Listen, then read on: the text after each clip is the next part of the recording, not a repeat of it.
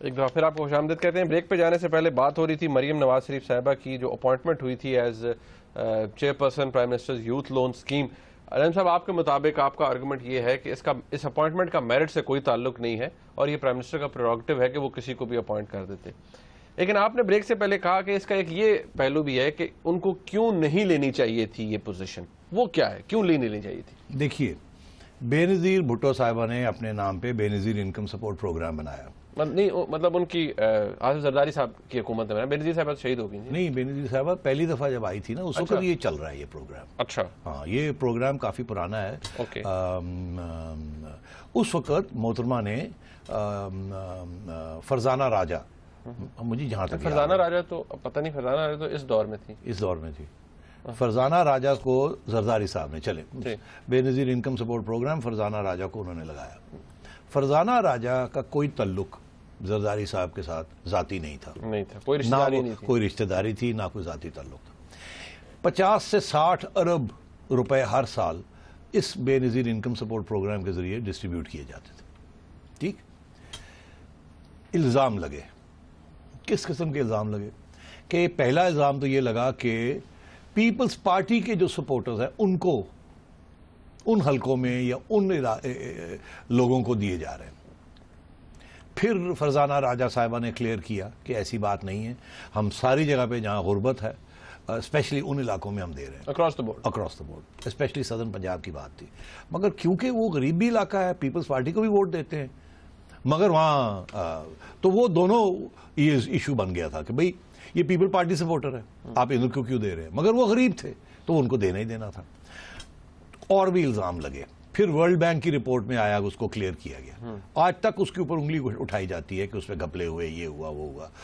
ٹھیک, اگر زرداری صاحب وہاں بلاول کو لگا دیتے تو سارے کا سارا ملبہ جو تھا وہ بلاول پہ آتا, کیونکہ اس قسم کی اسکیم جس میں پیسے انوالوڈ ہوں اس میں اپنے فیملی ممبرز کو انوالو نہیں کرنا چاہیے, تاکہ اگر کوئی اس کے اوپر کوئی بلو بیک آتی ہے یا کوئی الزام لگتے ہیں تو آپ محفوظ ہو جائیں, وہ جس کو آپ لگاتے ہیں وہ اس کا جواب دے. فرزانہ راجہ کا کوئی اسپیشلسٹ یہ مائکرو فائنانس اور اس قسم کی چیزوں کا ایکسپیرینس نہیں تھا, کوئی میرٹ نہیں تھی ایز سچ, جو کہ شاید کسی اور بینکر کی ہوتی یا کسی اور کی ہوتی. سیاستدان ایم این اے سی. ٹھیک ہے, تو merit was not an issue. But انہوں نے کیا کیا, آرمز لینتھ ٹرانزیکشن کی, کسی اور کو لگا دیا جو کہ ان کے قریب تھے, مگر جن کے اوپر وہ ان کو اعتماد تھا, مگر کسی اور کو لگایا تاکہ پتہ بھی لگے کہ یہ ہماری پارٹی لائلسٹ یہ رن کر رہی ہے, اور یہ بھی کہ میرے اوپر کوئی الزام نہ لگے. میں سمجھتا ہوں کہ وہی فلسفہ یہاں بھی کرنا چاہیے تھا.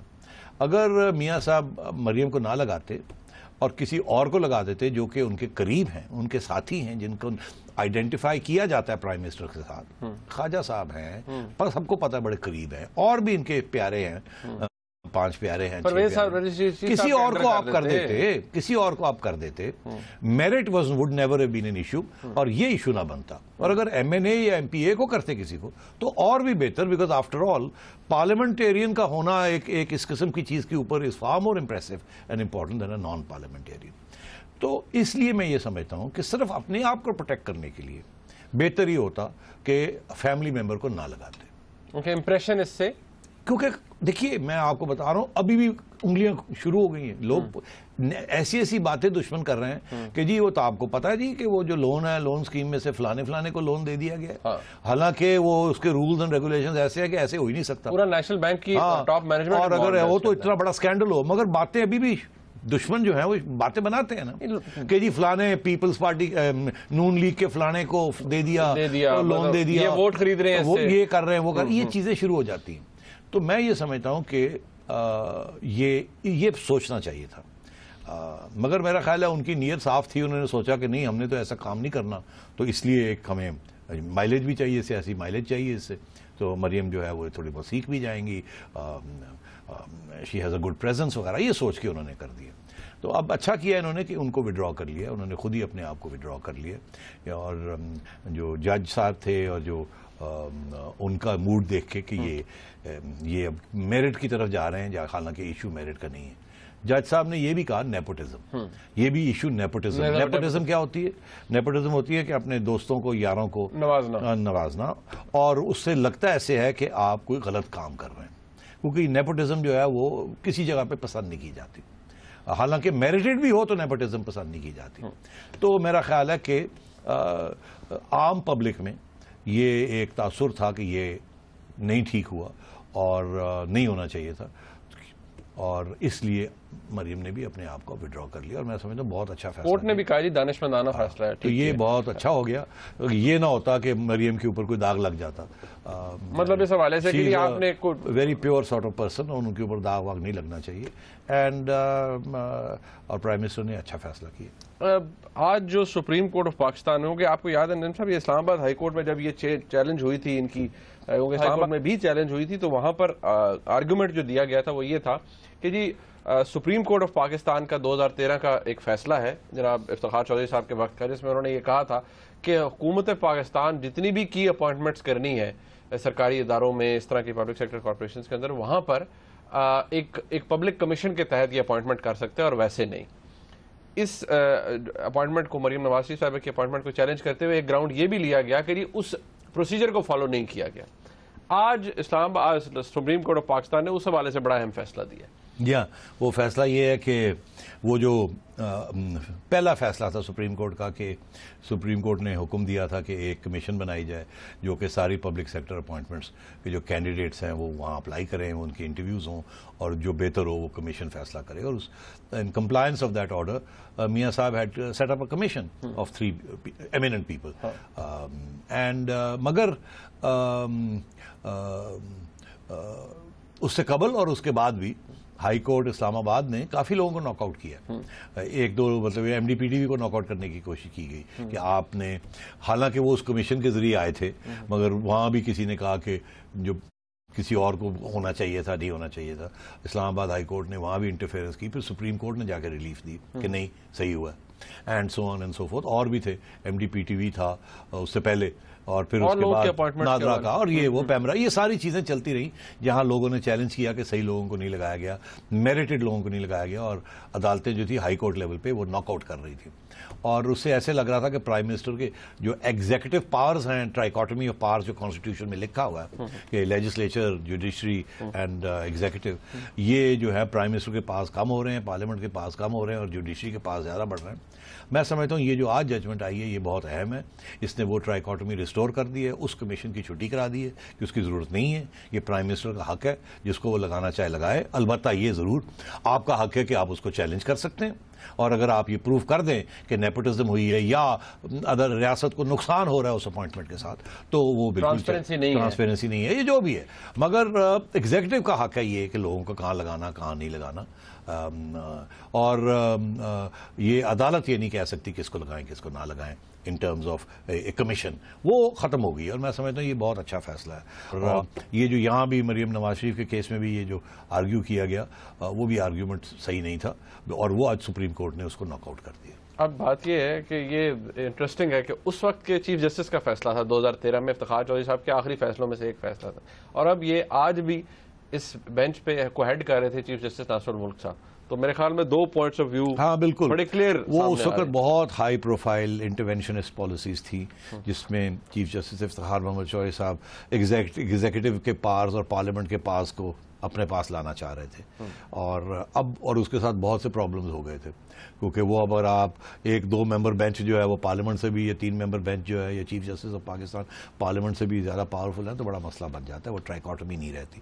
اب یہ جو نیا فیصلہ آیا ناصر الملک صاحب کے بینچ نے، جو چیف جسٹس صاحب آج جو انہوں نے کیا ہے، اٹس اے ونڈرفل فیصلہ. اس کے ساتھ یہ ہے کہ پرائم منسٹر کے پاس اپنے پاس ہیں، وہ ذمہ داری کے ساتھ استعمال کریں ان پاس کو، اور باہر آپ کے پاس اور میرے پاس پارز ہیں کہ اگر انہوں نے کوئی غلط کام کیا تو اس کو ہم چیلنج کر سکتے ہیں. اگر ہم پروف کر سکتے ہیں کہ یہ غلط ہے، ریاست کو نقصان ہو رہا ہے اس سے، تو جوڈیشل ریویو ہو سکتا ہے. ایک بریک کا وقت ہے، یہ بریک سے واپس آئیں گے تو افغانستان کے president, newly elected president Ashraf Ghani صاحب موجود ہیں پاکستان کے اندر. کتنا اہم وزٹ ہے، اس حوالے سے بات ہوگی، ہمارے ساتھ رہیے گا.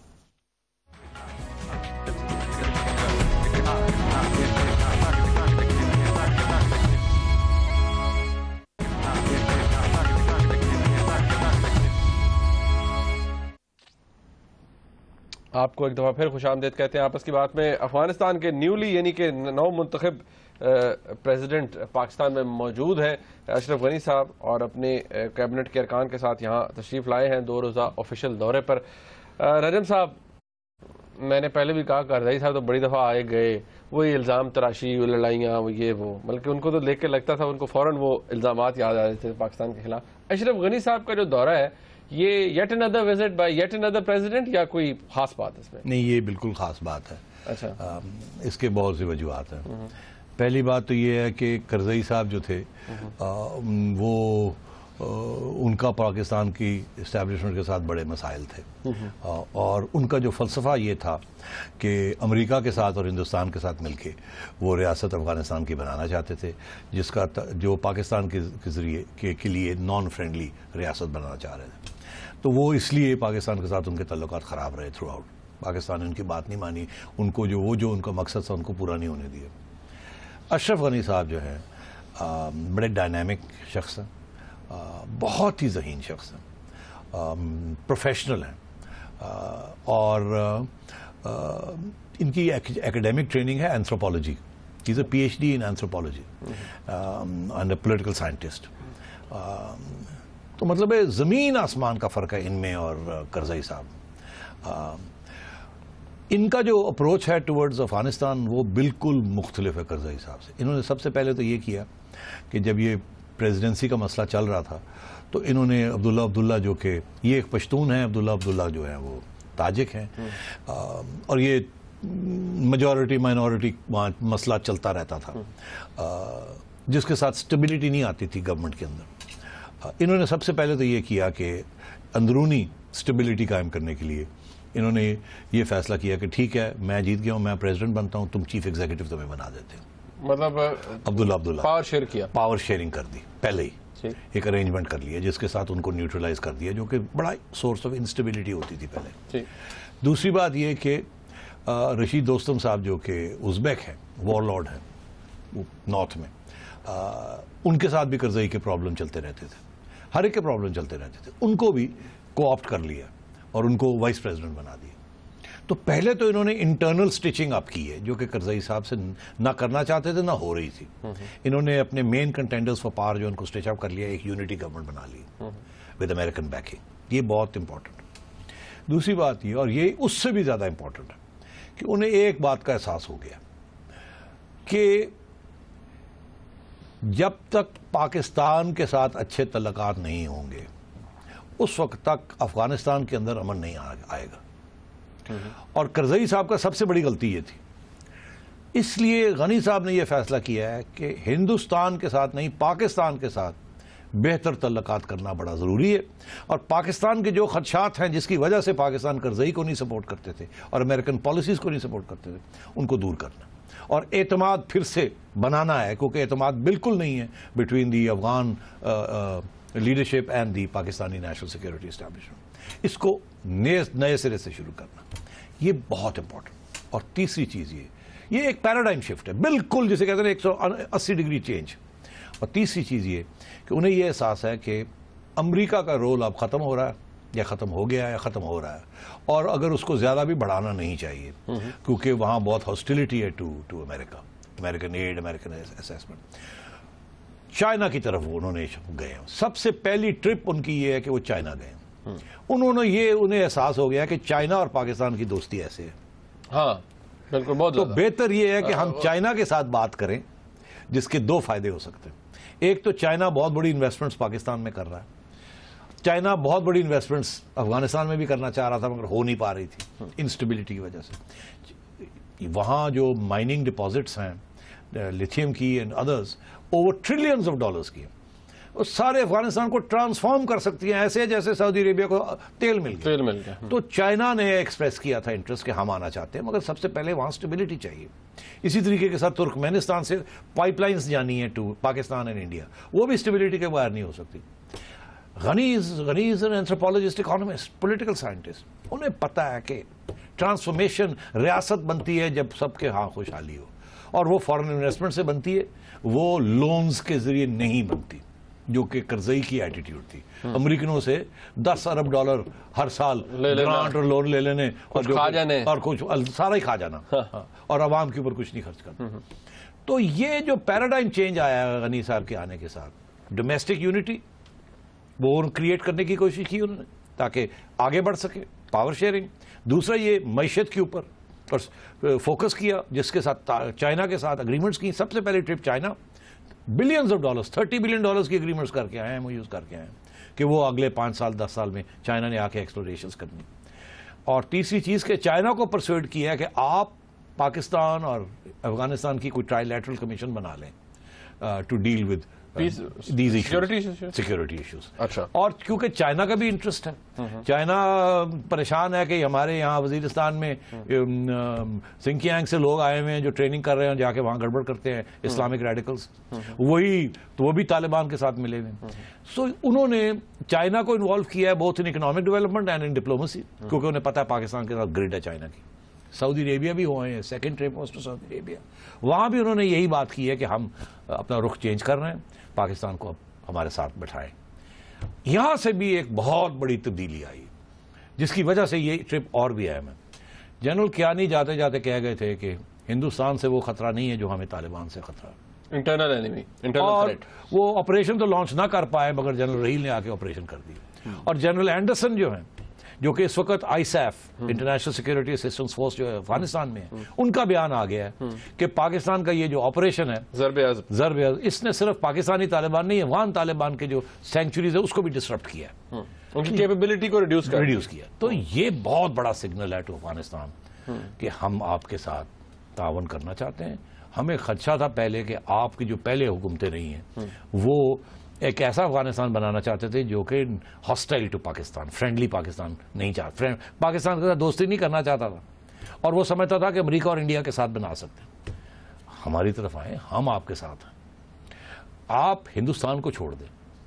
ہندوستان آپ کا نان نیبر بھی نہیں ہے، دور ہے، اور ہمارا ہندوستان کے ساتھ بڑا سیریس پرابلم ہے. غنی صاحب نے سب سے اہم فیصلہ جس کی وجہ سے یہاں پاکستان کے اندر گرین لائٹس کھل گئی، تھوڑی گڈ ول بن گئی، وہ کیا ہے؟ ہندوستان نے آتے سار ان کا national security advisor Ajit Doval صاحب بھاگے گئے کابل، کہ انہوں نے دیکھا یہ پہلے چائنا چلے گئے ہیں، پھر ادھر چلے گئے ہیں، پھر پاکستان جا رہے ہیں، ہمارے پاس نہیں آ رہے. انہوں نے ملٹری ایڈ، کتنا ملٹری ایڈ چاہیے ہم دیتے ہیں، گنز لے لو، ویپنز لے لو، ٹریننگ لے لو. غنی صاحب نے کہا نو، نہ کر دی. اب دیکھیں یہ، اور ہمارے آرمی چیف سب سے پہلے ہمارے پریزیڈنٹ صاحب گئے کابل، ان کی سویرنگ ان پہ، اس کے بعد نیشنل سیکورٹی ایڈوائزر گئے، آپ نے اس کے بعد سرتاج عزیز صاحب گئے، اس کے بعد آرمی چیف صاحب گئے، اس کے بعد اب DG ISI. یہ دس از اے نیو بگننگ. پاکستان کو ایک بات کا احساس ہو گیا ہے کہ یہ ٹیررزم، یہ اثاثے جیسے وہ کہتے تھے، یہ اثاثے نہیں ہیں، یہ لائبلٹیز ہیں. اب افغانستان اور پاکستان نے دونوں اپنی موقف چینج کر لی، اور امید ہے کہ یہ جو باتیں آگے ہو رہی ہیں سٹیپ بائی سٹیپ، قدم بائی قدم، غنی صاحب نے جو بات کہی ہے وہ یہ کہی ہے کہ میں شارٹ ٹرم، میڈیم ٹرم اور لانگ ٹرم پاکستان کے ساتھ ریلیشن شپ کے جو سٹیپس ہیں وہ ڈسکس کروں. میں سمجھتا ہوں اس سے زیادہ پازیٹیو انڈیکیشن نہیں آ سکتی. اور میری بڑی امید ہے کہ president Ghani, prime minister Nawaz Sharif, army chief and DG ISI and وہ اب نیا اپنی انٹیلیجنس کا ہیڈ لگانے لگے ہیں وہاں. ہاں جی. اور یہ جو نیا صفحہ بن رہا ہے، نیا ابتدا ہو رہی ہے، نیا چیپٹر بن رہا ہے، نیا ریسیٹ ہو رہا ہے افغانستان پاکستان ریلیشنز، یہ افغانستان کے لیے بھی اور پاکستان کے لیے بھی بہت اہم اور مفید ہوگا. بہت شکریہ عظیم صاحب. ناظرین، آپ نے آج کا پروگرام دیکھا، اس کا فیڈ بیک ہمیں ضرور دیجیے گا. دیکھنے کا بہت شکریہ. خدا حافظ.